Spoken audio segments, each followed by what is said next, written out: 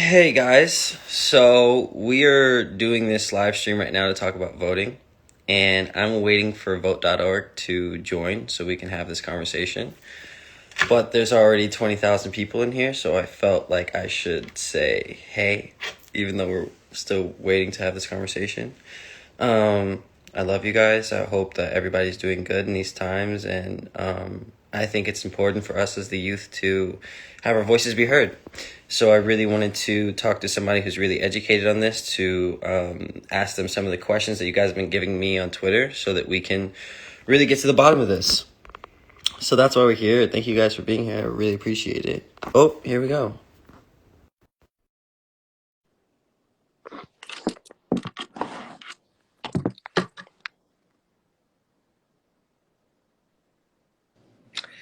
Andrea, how are you? Good. How are you doing, Jaden? I'm fantastic. Thank you so much for taking the time to do this call today. Absolutely. Thanks for having me on. This is so important to me, and I have so many amazing questions from so many of my fans on Twitter, and I feel like we all have a lot of questions about how we can really make a difference. So, if you don't mind, I would love to to jump into some of these questions, and unless you want to kind of explain what vote.org does and what you guys kind of have to offer here. Sure. I'll explain a little bit about vote.org. Vote.org is a site that simplifies political engagement. We know that people want to engage, but that it's difficult, and that every state administers laws in different ways and around voting, and that the process can be a challenge to navigate. So our site seeks to simplify the process, make it super easy for you to verify registration or register online or request your absentee ballot. The whole point of our job is to make things easier so that everybody can have their voice heard. That's amazing. I really love that, what you guys are doing. It's so fantastic because there are so many questions and there's so many complicated things that go into voting that it needs to be able to be streamlined so that, we can all know exactly what we're doing and how much our voice can make a difference in this bigger picture. So I'm going to jump in just to some of these questions. First question is, why is it important for young voters to vote? And what happens if more young people voted? Right. Well, this year it's more important than ever that young people vote. We know that Gen Z makes up 1 out of every 10 eligible voters in the US. And we know that 4 million 17-year-olds are going to turn 18 before this election, making them able to vote.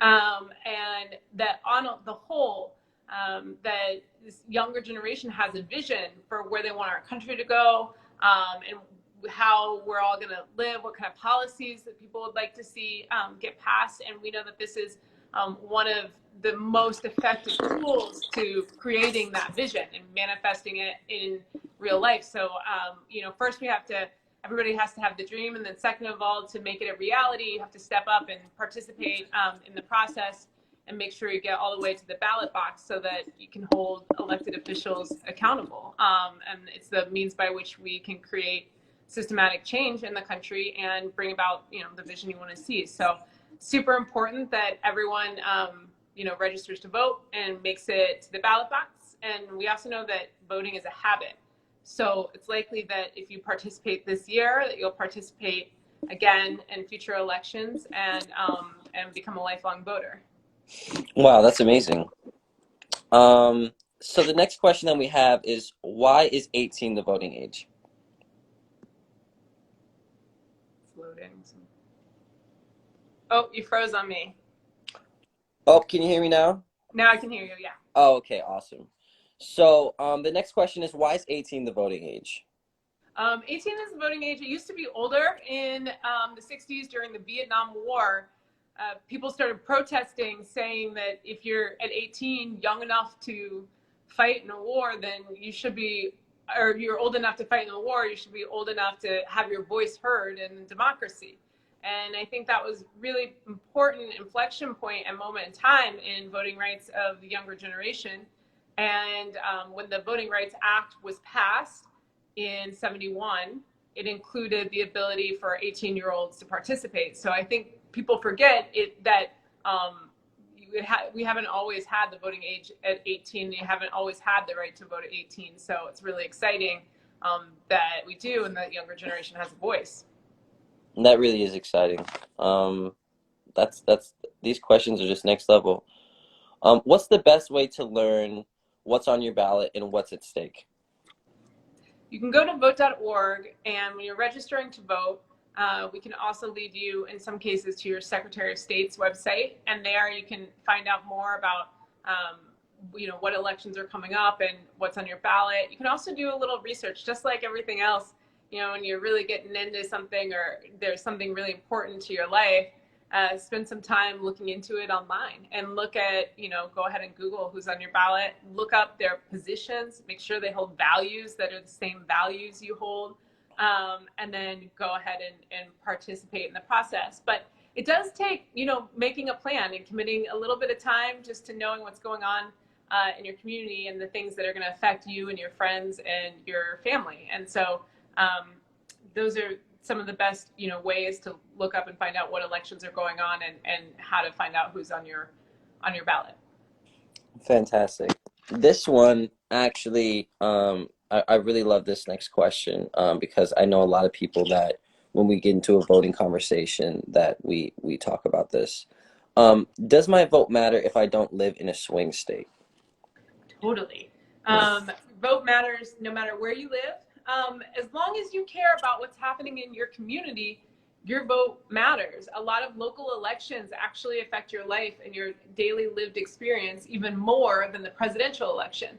So it's important for everyone to remember that it's not just about who's president, it's about who your mayor is, and whether that mayor is going to hold the police chief accountable or not, who your DA is, who your local town council is, your school board. All of these things really affect everything that's happening in your community. And a lot of these races across the country are decided literally by a handful of votes. Sometimes one as small as one vote, and sometimes 100 votes.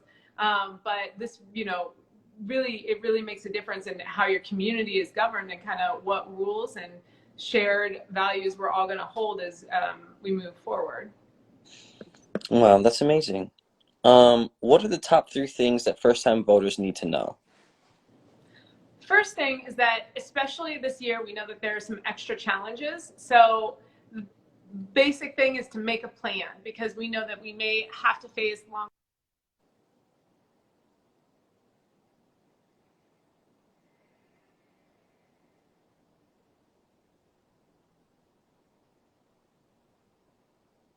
I think you're a little bit frozen on our side.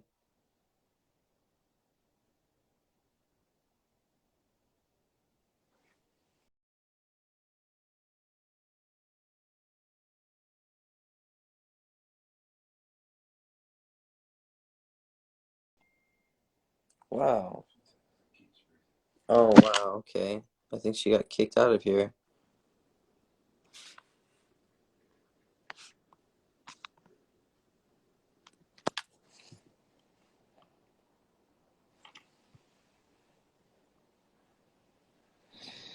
Wow. Hey, I'm sorry. It kept on freezing. That's okay. I think, technical difficulties in the time of COVID, it's understandable. Instagram Live, man, it happens sometimes. Uh, Yeah, we were so we were talking on, what are the top 3 things that first-time voters need to know? First 3 things are: register to vote. Go to vote.org, register to vote, make sure you're on the voter rolls, check it multiple times leading it up to the election, make sure you're still on there. It takes 2 seconds from your mobile phone. It's not, time consuming or anything like that. Just take a couple minutes, register. The second thing is, we know that, we may face some challenges this year. It's possible that we're going to face historic voter suppression this year. So one of the things that you have to plan for is just how to make sure your voice gets heard. And the best thing to do is make a plan. So block out some time to get to the polls if you're going to go in person. If you're going to request an absentee ballot, do it early. Don't wait till the deadline. Don't get caught off guard at the last minute. We know that without a plan to vote, people can, wake up on election day and then just juggling too many things, and it doesn't work. So go ahead and commit to it now. Put it on your calendar. Make your plan, and then self-appoint yourself captain of your own friend family, and and make sure that you're the one giving them the information they need to go ahead and request their absentee ballot or register to vote. Go together if you want to. We know it's one thing when I reach out to you and your friends. It's a whole nother thing when you do it, because people are more likely to vote, and people they love and trust are encouraging them to vote. And so I think it's a huge, part of this is making sure your own house is in order, and then going out and organizing your friends and family as well. So I see someone in the comments here talking now about voter suppression, about if we could talk about that and what are the different forms of voter suppression that we can be expecting? Some of the forms of voter suppression are more obvious than others. We are seeing poll closures all across the country, and that's very difficult. That means that people will be standing in longer lines because there's fewer places open. One of the things you can do to combat that is to become a poll worker. We know.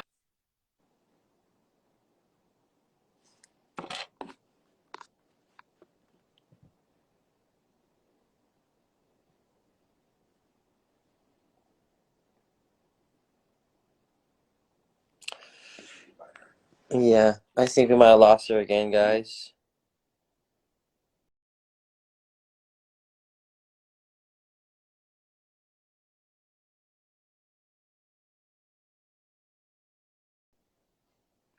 Man, okay. If you guys have any more questions about voting, please continue to put into the comments. I'm just gonna try to get her back in here.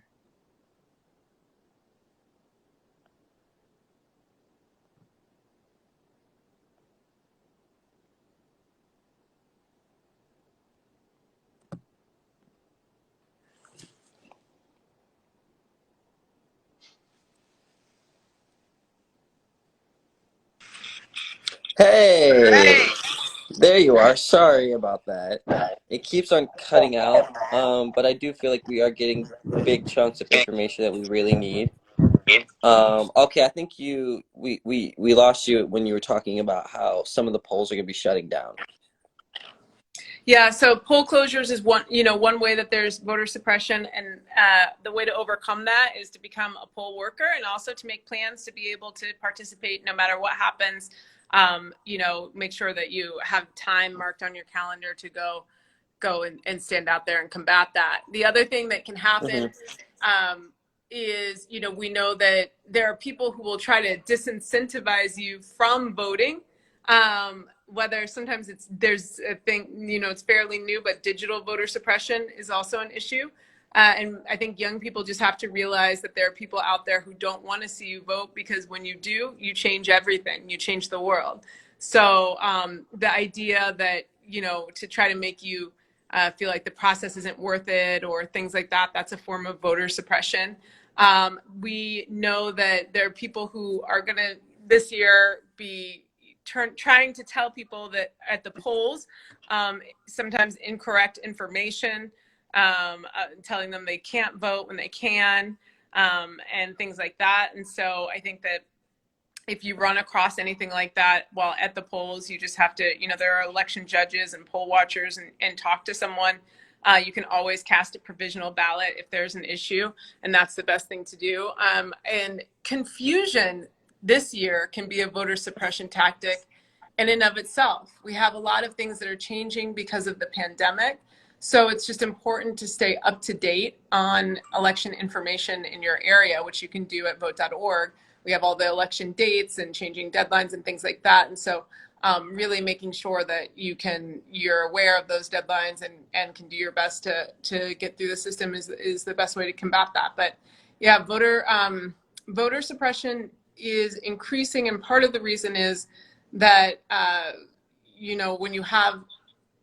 when it maintains the status quo, and everybody knows that the tool for changing the status quo is to allow more voices to participate in a healthy and thriving democracy that's reflective of what people actually want to see. And so I think that it's important to realize that there are people out there who don't believe that everyone should have a voice, and you have to fight through that to make sure that you do. Wow, that's very powerful. What can people listening to this right now do to get vote ready? To get vote ready, you can go to iamvoteready.org. We have social media assets, different things you can post and talk about, information about voting. You can also go to vote.org and verify your status, request your absentee, or register to vote. And those things are important. Mark your calendars right now to make sure, like we said again, that you're aware of election day. Make sure that you have a plan if you're going to vote by mail for getting that in early. Get your request in early, and when you get your ballot in early. There could be some delays in the Postal Service this year, so you just want to make sure you go ahead and turn that right back around once you receive it. And then get your friends and family involved, and that's the best way to get vote ready. Wow. And how far out are we right now from Election Day? 96 days. So this couldn't be more 96 urgent. days. Yes. Wow. 96 days. 96 days Okay. from changing the world. So I think that it's super important to realize that now's the time to get active. Now's the time to volunteer. Now's the time to, get involved in the things in your community that you want to see change. Now's the time to educate yourself about who's out there and running. The same way you would about music or books or anything else, just get online and start looking into it. Because with 96 days to go, this is going to be, happen in a flash. And again, it's not just the presidential, it's all the local elections that are happening in your community too. Okay, wow. That's amazing. 96 days. Yeah, we got to get on this. And what can people do under 18 who are listening? What can they do even though they won't be old enough to vote in November? You can pledge to register. So we have a tool called Pledge to Reg, and you can sign up and make your pledge that you'll register. And on your 18th birthday, we'll send a text message and lead you through the registration process. There's not a formal way of on-ramping the next generation of voters in America, which is crazy. But until, governments actually can have an interest in people voting, we're here, and we're here to serve as a resource and to make sure that on everyone's 18th birthday, they can be stepped through a really easy process that will make sure that they can go ahead and participate in democracy. Wow. That's amazing. I feel like I've learned so much today, and I'm so excited to share all this information with my platform and my fans. This is going to be the fight for the rest of our life. This is so important. We all can make a difference. We all have a voice. We can all really change the world with our vote. So I'm really excited that we got to share this with everybody. Thank you so much for coming on here and talking to us about this, and I'm so excited for our partnership and what we'll be able to do in the future. Thank you so much for being a supporter and for being vote ready and for organizing and getting all this information out to everyone. Really appreciate it, and excited about moving forward and being vote ready together. Let's do it. Well, I'm sure I'll talk to you soon, and I'm so excited for the future, and let's change the world. All right, let's do it. Okay. Peace. Bye.